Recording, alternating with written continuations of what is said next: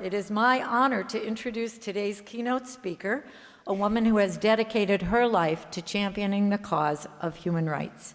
As a child in Louisiana in the 1960s, Donna Brazile watched the impact of the passage of the Civil Rights and Voting Rights Acts, how that created a climate of hope in her neighborhood. She heard the adults around her talk about Dr. King, and when he was coming to her town, handed out leaflets publicizing his speech. She read materials about civil rights that her classmates brought from home, even though her parents did not appreciate her thinking about getting involved with the movement. But then, of course, on April 4th, 1968, she learned, as everyone did, of the assassination of Dr. Martin Luther King Jr. His death changed her life. She decided that she could no longer simply watch. She had to get involved. She traveled to the next block from her house at age 8 and signed up officially as an activist. Her political work began the following year by helping with voter registration and progressed to supporting a city council candidate who promised to open a playground near her home. She joined with Coretta Scott King to help make Dr. King's birthday a national holiday. And in 1976, she worked on her first ever presidential campaign, an omen of many things to come. That, of course, was on behalf of the Carter-Mondale ticket. By the year 2000, she was leading Al Gore's electoral efforts. She was, in fact, the first African-American woman ever to manage a national presidential campaign. Today, she is known to many of us from her work on television. She's a political strategist, a commentator, an adjunct professor, vice chair of voter registration and participation for the Democratic National Committee. On the day that President Obama was inaugurated, she wrote, "What our founders envisioned, what President Lincoln and the Reverend King fought and died for, we are finally perhaps ready to achieve. This is a remarkable moment. Though not the apex we need to reach, it is still a mountaintop, alive with possibilities, a dream no longer deferred." Now, 1 year later, she is here to tell us more about the challenges and opportunities that await our nation as it advances civil rights in the years ahead. Donna Brazile. Thank you all. Thank you. Thank you all. Thank you so much. Thank you. Well, Madam President, I like saying that. I like hearing it. Amen. If you believe it, you can achieve it. And we will one day, be able to say that as a nation. Madam President, members of the faculty, the administrators, the student body, this wonderful community here in Cleveland, thank you for inviting me to your beautiful campus. It is indeed a great honor to return to Cuyahoga County, to the city of Cleveland, a city that inspires hope. And of course, it's a great honor to be here on the day that President Obama is also in your region.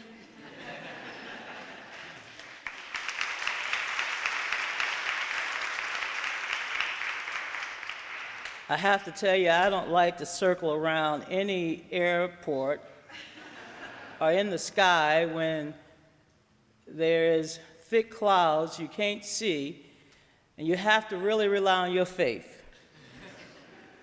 But I knew that President Obama was on his way, and had I gotten up just about an hour before 6 a.m. this morning, I could have caught a ride, I'm sure. But he is in the next county over at Lorraine, I believe. He's at a community college, I believe. And he just stopped at a restaurant called Smitty in is it El Raya? El Ria? Yeah, he's there at Smitty. He ordered a bowl of chili and a hamburger because I made them apologize to me for running late and causing me to come here at 12:40 instead of 12:20. So and he's picking up the meal for a man who turned 42, and he was able to kiss a baby. Now I'm giving you live reports from the President of the United States.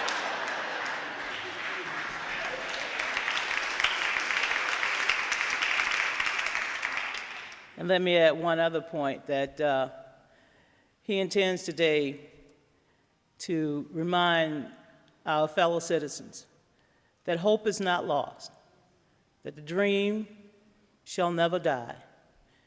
Though we might have lost a race, or I should clarify that, though the Democrats may have lost a seat in the United States Senate,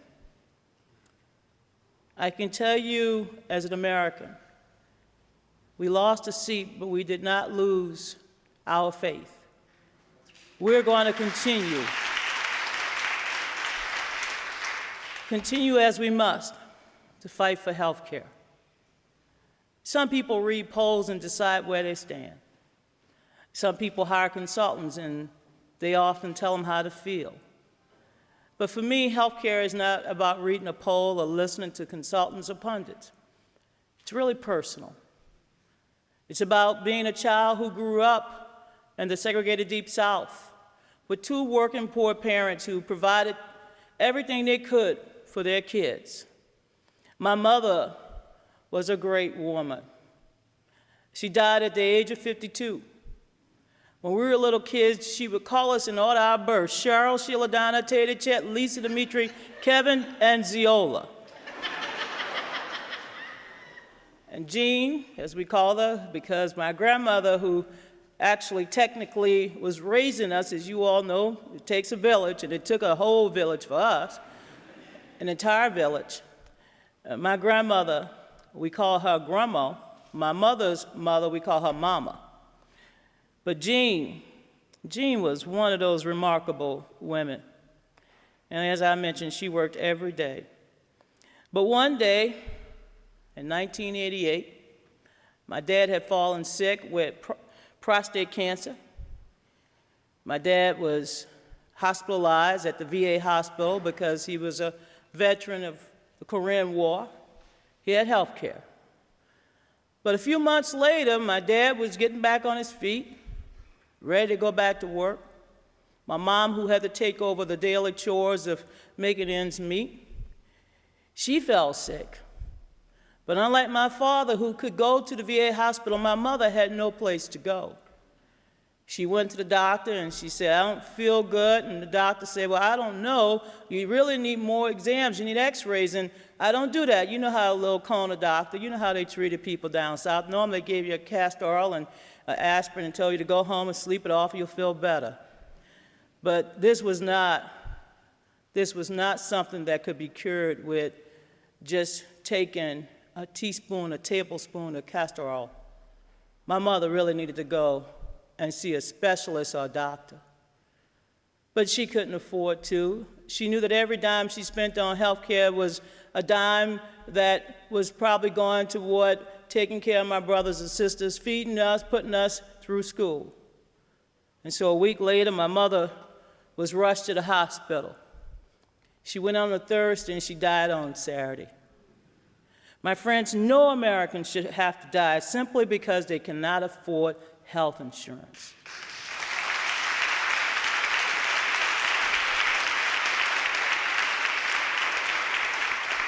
Whether it's your mom, your dad, your brothers, your sisters, your cousin, your family, this is not about polling. We're all afraid of the future. We don't know what's going to happen, but we have to draw upon our faith. It's my faith that we will pass health care, that some child will be able to grow up and see his or her parents as they get older, to have a little gumbo with them, to wait for the Mardi Gras, because they could see a doctor, get a test. My mother could have been treated for emphysema. She could have lived, and she could have seen me run my mouth on CNN. And speaking of my childhood, when I was a little girl, I loved school. I still do, that's why I teach. I'm on campuses 2-3 days a week, and I enjoyed my civic classes. I don't know if you all remember those days. I'm 50 now, so I'm telling my age. But Mr. Marchand was my 5th grade teacher, and he was a wonderful teacher because he inspired hope in me. And I'll never forget one project we had during my 5th year in school. It was a lesson for a lifetime, but we had to compete. We had to compete for knowledge and information about all 50 states. I knew every state capital. I raised my hand all the time. That's why my mother used to call me tape recorder and say, "Shut up, Donna, shut up." Couldn't help myself. I had 9 kids, so I had to keep talking. And Mr. Marchand, in this class, we competed for the prize of Miss USA. I won the contest to become Miss Ohio. So my friends, every time I come to this wonderful state, I feel like my prize is being handed to me all over again.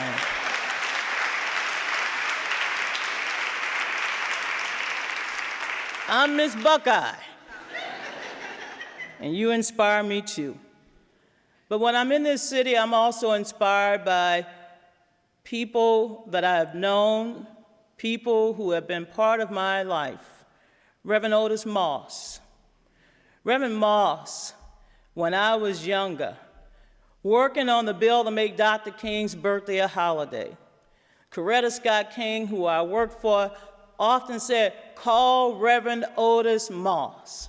She kept in touch with him.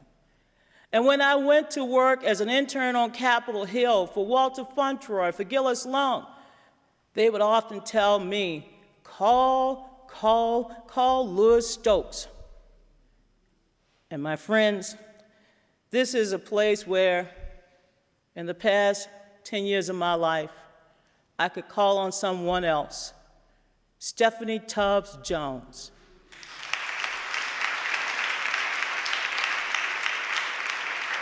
I wear a button that many of us put on our chest for weeks and weeks and weeks. I just removed her number from my cell phone. She was the People's Congresswoman. She represented you, but she was our friend. She was, in the words of the poet Maya Angelou, a phenomenal woman. A woman with the spirit of Harriet Tubman, the strength of Sojourner Truth, the energy and determination of Ida B. Wells, and the courage of Rosa Parks. She was a fighter. And yet she could keep it real. When I went to the airport this morning, I was in Baltimore, and I remember the last time we were together, we stopped at a jewelry store to see if we could buy some dangling earrings. I told the man I'll be back. They are expensive now. I said, "Lord, they were $50. Stephanie and I got 2 pair." I said, "What's going on?" He said, "They're real silver." I said, "Oh." But she had a smile that was infectious. She could give the caucus, the entire Democratic caucus, a pep talk when they felt down, when they couldn't find their focus. She was a proud daughter of this wonderful city. She represented you well. She leaves behind a beautiful son, Mervyn. She loved this school, this university, and all that it gave to her. And she leaves a legacy that many of you must continue to build upon. And Marcia Fudge is doing a wonderful job keeping her spirit alive in Washington, D.C.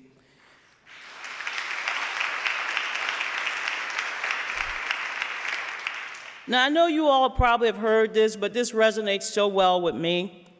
And so let me once again remind you of something we all heard over the last 2 years. It goes like this. It is said that Rosa Parks sat down so Martin Luther King could walk. Martin Luther King walked so Barack Obama could run. And Barack Obama ran so our children could fly. So let us become the generation that actually soar. Let us become the generation that keeps fighting, so Rosa and Martin will all be pleased at our achievements.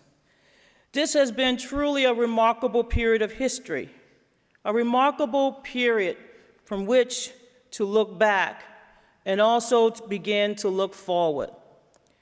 We did vote for change in 2008, change that we believed in, change that we should continue to believe in. We should continue to march and believe that we can make America what it ought to be. President Obama should not leave this state this afternoon. He should actually stay here.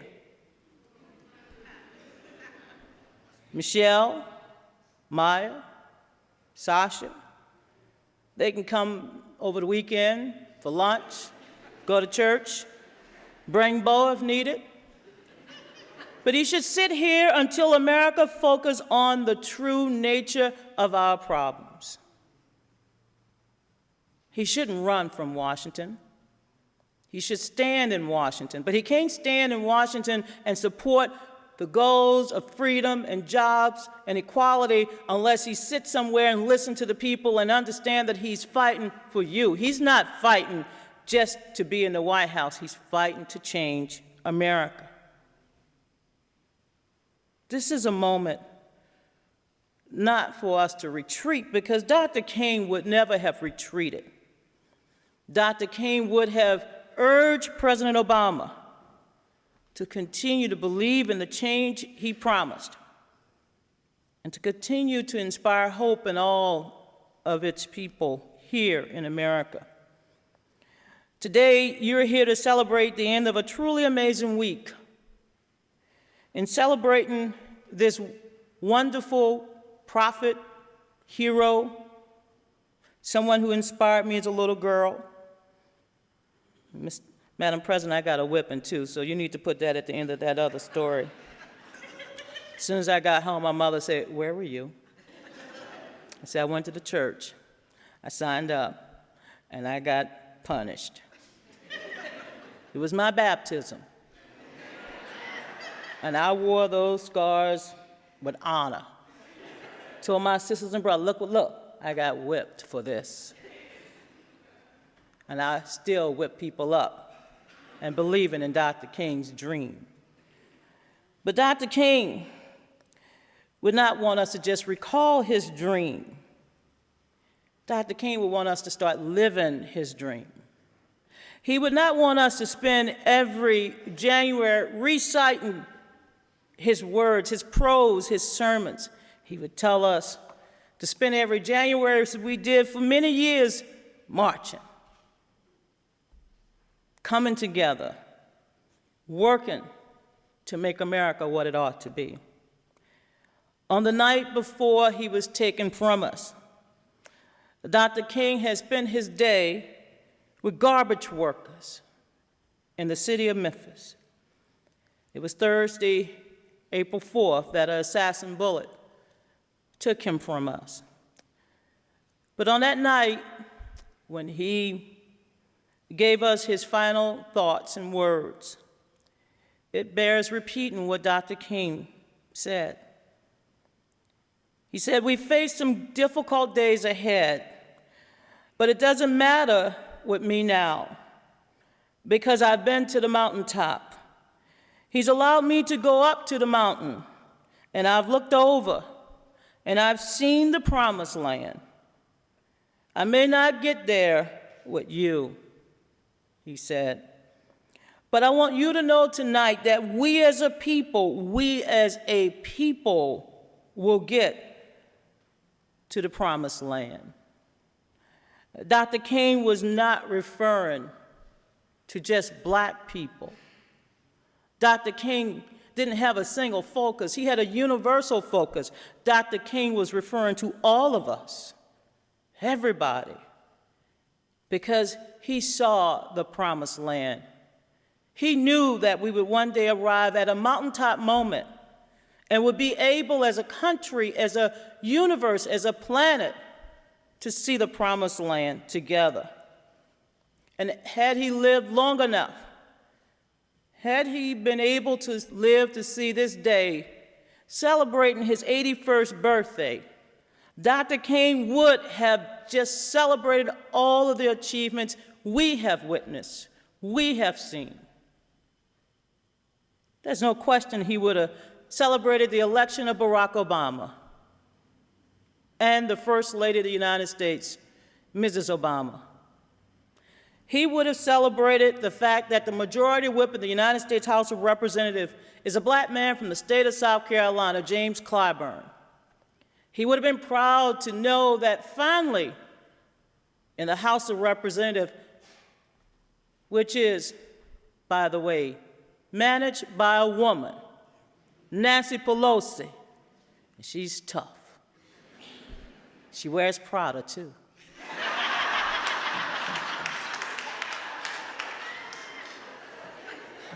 If I could stand up with those heels, I would be marching, too.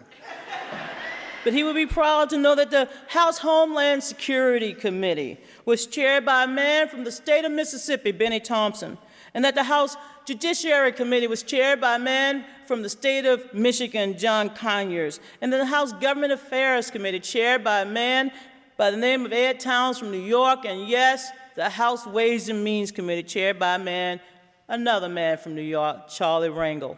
He would be proud to know that there was a woman now heading the Environmental Protection Agency, a woman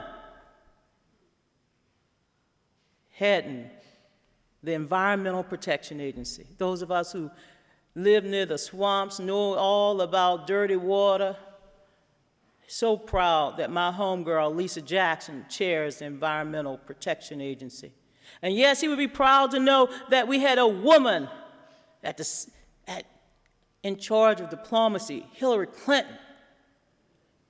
She's tough, too. And later this year, she's going to make an announcement along with former President Bill Clinton that you all will like in honor of my dear friend, but I can't give out secrets.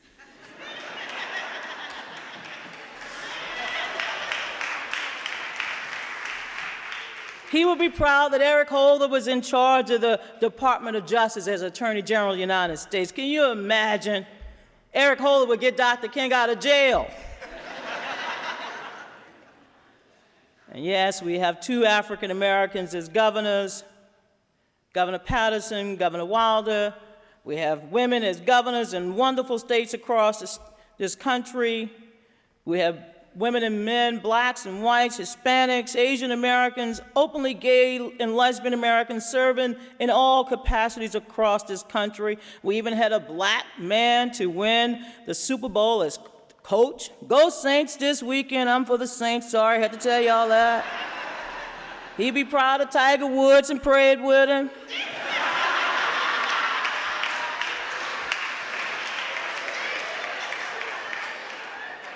Tiger needs a prayer. Be proud of Serena and Venus. He would be so proud that in his lifetime he had seen so much. But he would not grow complacent. He would not grow weary. And Dr. King would remind us every day that weeping may endure for a night, but joy will cometh in the morning. Dr. King would not be paralyzed by fear. He would keep his eyes on the prize and keep his dream alive and build on it, fight for it.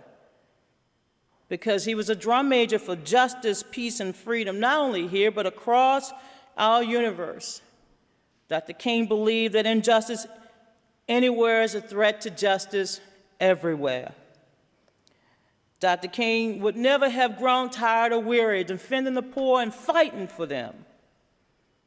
Had he lived, my hometown of New Orleans would not have sunk so deep into despair. He would have told our leaders to go and get them, from the flood waters, go and get them off their roofs. He would have stayed in New Orleans until those levees were restored and the houses was rebuilt and the jazz musicians back blowing their trumpets and the chefs stirring up mouth-watering gumbo and jambalaya. Dr. King would have not sat back and waited for the Army, the Navy, and personnel to go to Haiti. He would have marched and spoken out until every child and woman and man would have been found out of that rubble. Dr. King would not have just let Anderson Cooper and Sanjay Gupta go and find them. He would have went. He would have told them to go and get them and bring them medicine. Dr. King would never have waited. Never have waited. he would have continued to march.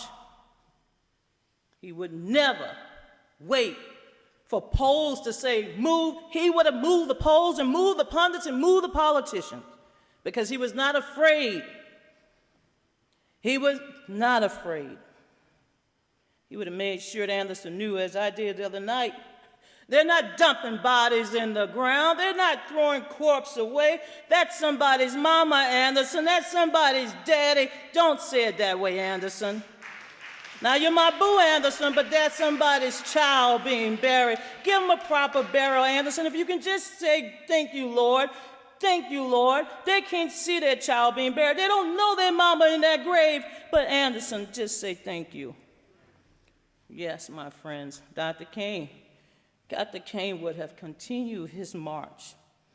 He would never have forsaken anybody just simply because they had no money. They had no clout, no lobbyists. Dr. King would not have feared Rush Limbaugh. He would not have feared Glenn Beck, Pat Robertson, the Teabaggers. Dr. King would not fear any man or woman or any movement that was not about love. Dr. King would have told us not to hate them either, but to believe in the most powerful weapon in the universe. It's not a nuclear bomb, it's love. Love. Dr. King believed in love. In its words, I read this book every night because it's the only way I can go on TV without using some choice words. And it was the hardest thing. You know, in politics, and those of you who are politicians, we got a couple politicians in here. I can tell because I know how you politicians look up. Preachers look down and pray, but politicians always looking up. But let me tell you something. It's hard to love your enemies. Trust me, trust me. Whoa, that takes some water for me to say it even like this. But Dr. King is absolutely right. I've learned it the hard way. I've learned it the hard way. It's found in the book of Matthew, chapter 5, verse 43 to 48. Read it. Love your enemies. Bless them that curse you. Do good to them that hate you. And pray for them which despise you, persecute you. Dr. King said the best way to love your enemy is to forgive them. I forgave Trent Lott when he said that he wished his friend would have been elected so segregation would have been living on and on and on. And I forgave Harry Reid when he said that a lighter-skinned Negro dialect, I forgive them all. I forgive all that's been said and done. Doesn't mean that I'm going to become like them. You love them. If you keep your love, you have your joy. If you have your joy, you have your victory, and you can always march when you are victorious. Dr. King would have questioned those who simply want President Obama to fail. He would not have said anything else but, please, friends, come together. I voted for Al Gore. I worked for Al Gore. I loved Al Gore. Still keep in touch with Al Gore, with all those little tools that he invented when he created the internet. Facebook, Twitter, MySpace, Al Gore invented all of that. Give him credit and give him some love. But I looked during the years that George Bush occupied the White House. I looked for ways to show my support because I'm an American. And it was hard. But I found the strength after 9/11 to call the White House on September 13th and say, Mr. President, I'm not scared. I'll be there for you.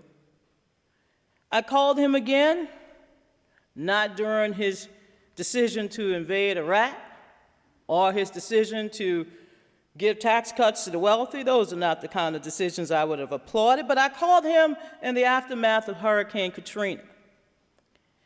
I had to make a decision. It's easy to vent your frustration. the horror of all of it, my worst nightmare. Where in God's name did this storm come from? Where's my dad? Where's my brothers? Where are my sisters, my nieces, my nephews, my uncles and aunts and cousins, my childhood friends, my schoolmates? Where's my family? I was a mess. I couldn't eat, I couldn't sleep, I couldn't bathe, I couldn't shower, I couldn't comb my hair. Because I knew they couldn't eat, they couldn't sleep, they couldn't comb their hair, they couldn't shower. And I prayed to every living saint that I had been raised to believe in, said novenas 24/7. And finally, after a week of despair, I called upon the White House once more and I said, you need a translator. It was clear to me that FEMA stood for Federal Employees Missing in Action. And it was even clearer to those living there that nobody might come to get them. I had promised my sister that I would come to get her. You see, when we were kids, because we lacked health care, my sister Sheila had a brain tumor. And my mother took her to the only hospital that ever allowed poor people to come through its doors, Charity. I was born there. My mom was born there, and she died there. Sheila was operated on at Charity. They found the tumor. Thank God it wasn't malignant, it was benign. But they took more than just a tumor out. Though she's older than I am, Sheila will always remain a 12-year-old girl. And so she's my sister. I told her to fill up her bathtub with water, to keep candles and some food. And I told her somebody would come and get her. My sister couldn't leave. My daddy would not leave his house. He lived a block away. She was in an assisted living facility. My sister wouldn't leave my dad, and now you see the chain.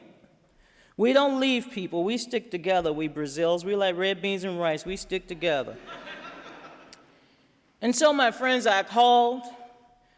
I reminded them that there were still people stuck there, left behind, being my best diplomatic self. I was actually going crazy. And they said, did you fill out the papers? Yes. Did you go online? Yes.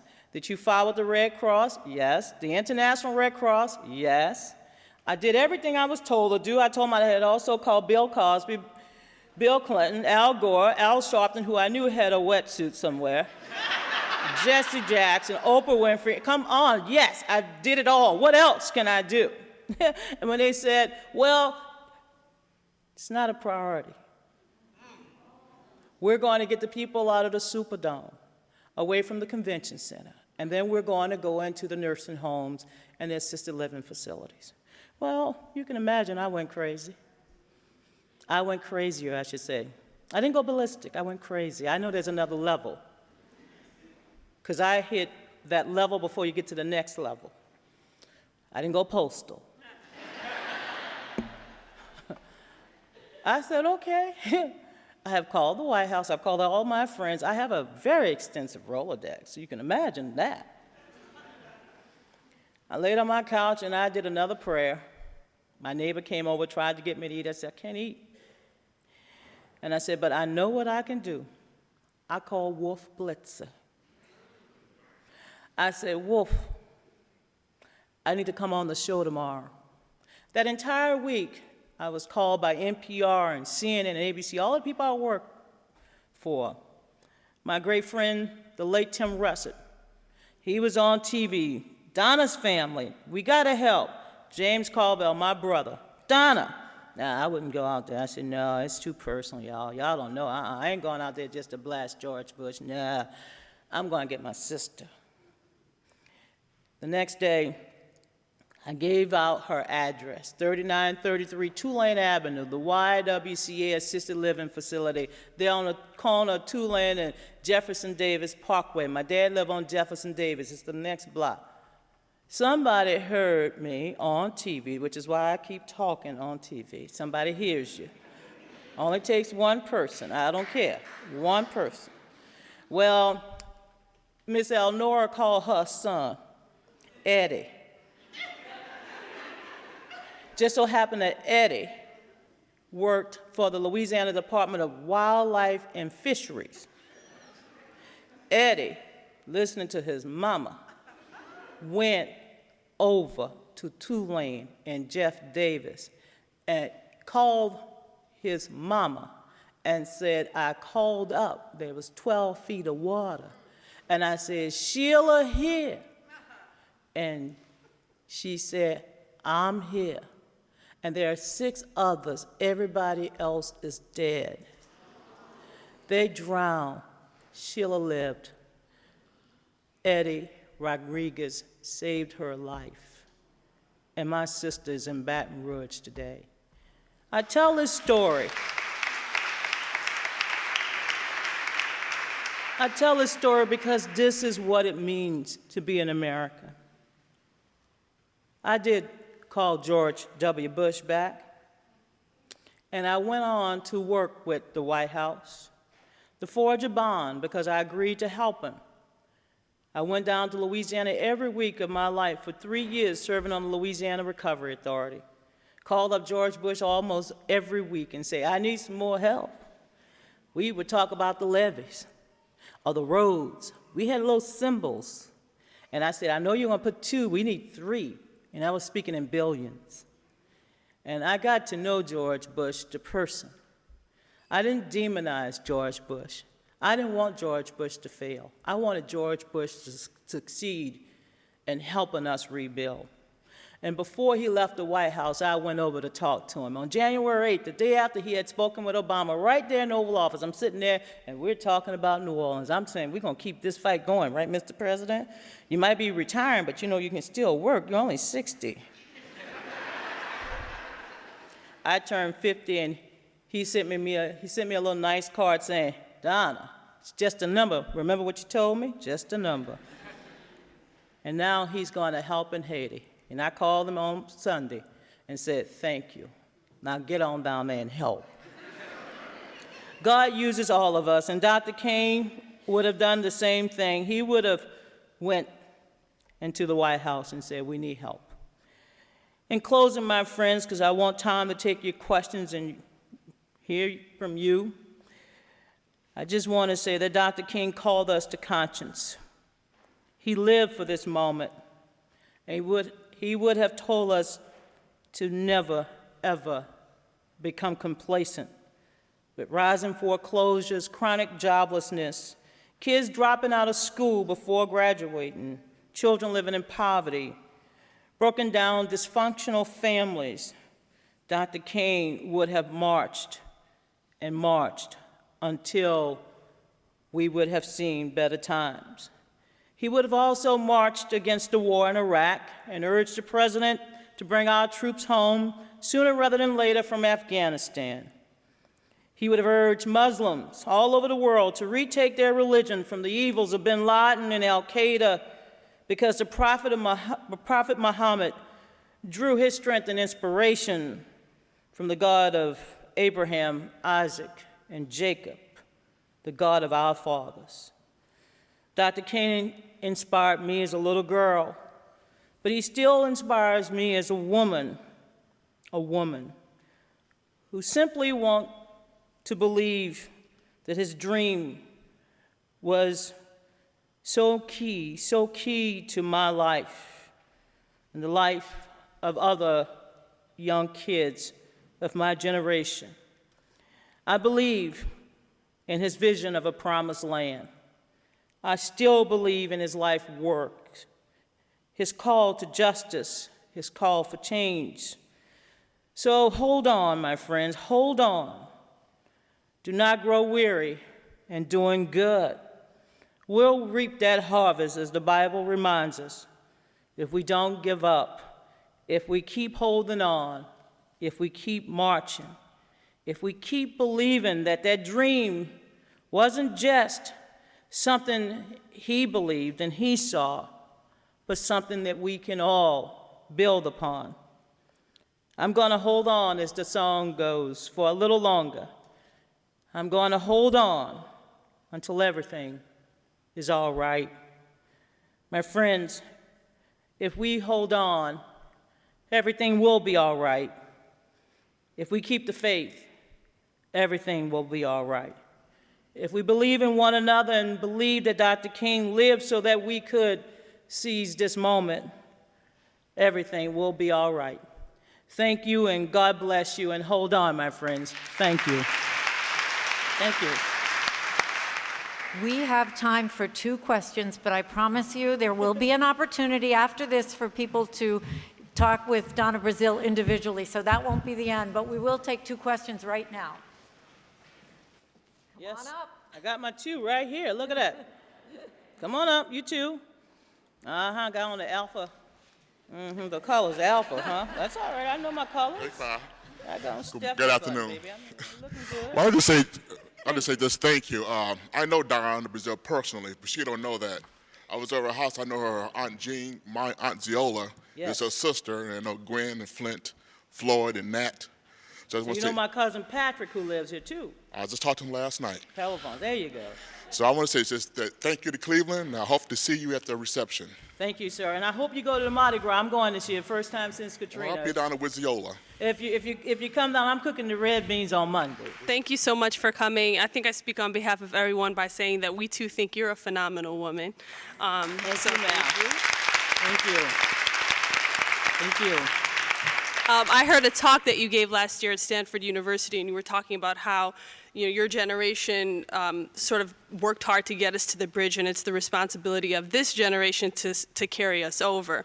And so this has me thinking about sort of how do we look beyond the symbolism of the moment into the substantive policy changes that a lot of us long to see. So, I mean, there's a lot of progress that has been made, but there's still a lot of problems in institutional racism, all sorts of things you could talk about that are more difficult to bring to the forefront because we also want to revel in the monumental change that has taken place. So my question is, how do we still keep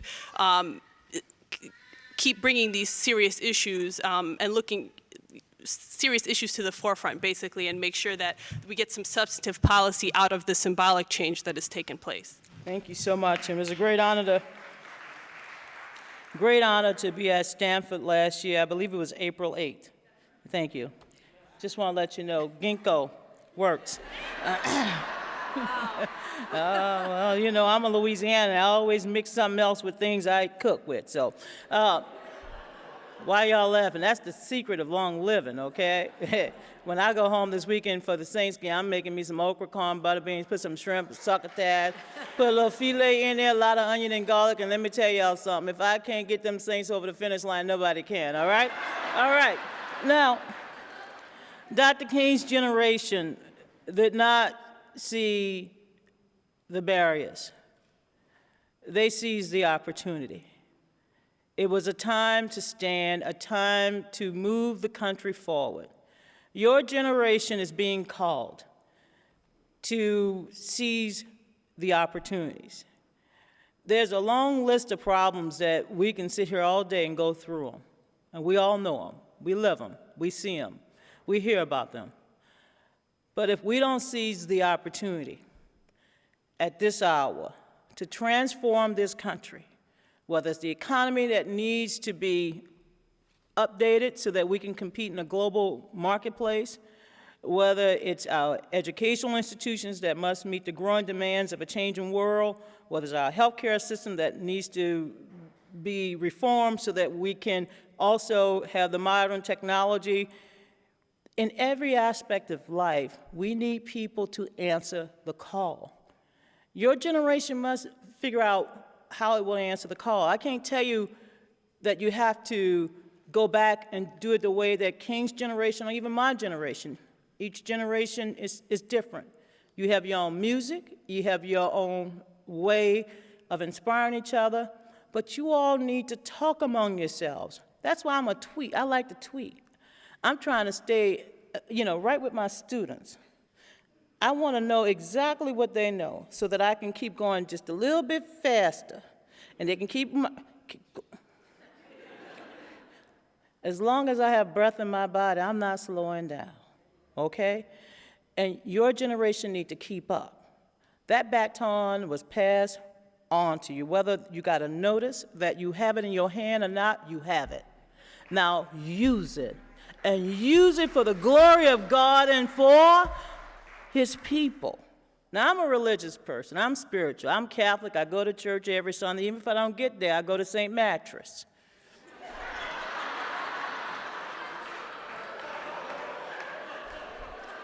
I've been known to visit bedside Baptists, too. The Bible says pray without ceasing. That's in Thessalonians 6, I believe. If it ain't that one, it's another one. I read the Bible, Ephesians 2. Wickedness in all places. That's why when I go, I say I have to sprinkle a little water. But you have to keep your spirit about you. You're not going to get your energy or your assignment or even your message from your neighbors or your best friend. You're going to get it already within you. Open the envelope and answer the call. Will you serve? Will you act? Will you make a difference? Will you do everything in your power to help alleviate the sickness, the poverty that we have in our land? Or will you just stand by and watch it? No, act. I told you, I got my inspiration at an early age. My call, and I answered my call. Got a whipping, I told you, I got my little whipping now. But I answered my call. Answer your call. Because when you decide that you want to make a difference, that's all God is looking for, is people to answer the call. You will be moved. You'll be surprised when things start happening. You say, because you've answered the call, and then the way will be made, and then you will believe that you can make a way out of no way. And don't let anybody ever tell you what you can't do. I'm living proof that you can come from nowhere and get anywhere. I'm living proof that you can grow up with nothing and now have something. I'm living proof that you can make a difference. So with that, my friend, tell everybody that you heard this 50-year-old woman who looked like a cat on a high tin roof. She's not on Fox because she would compete with the other foxes. But she's a cable call girl. When she's called, she goes. She speaks truth to power. She picks up the phone. And yes, when she tweets or when she buries, she gets a response because she believes that she can make a difference. That's all you need, and you will go far. Thank you, and God bless you. Thank you. Thank you very much for those inspiring words delivered with great humor and great power. This whole entire week has been a wonderful opportunity to reflect on the life and work of Dr. King and to consider the ways his legacy continues to spur us to seize the opportunities we have today. Before we close, I do want to remind everyone here that we will hold our annual symposium in honor of Congressman Louis Stokes at noon on March 22nd. With us will be Representative Barbara Lee of California, who is chair of the Congressional Black Caucus. I hope you will all be able to join us. So this concludes our formal program. I hope you will all come over to Adelbert Hall. Those of you who are new to our campus, there are many people here to show you where it is, generally that direction. We have a reception. Donna Brazile will be signing copies of her book, which is the story of a remarkable life, and we have the book available for purchase over there.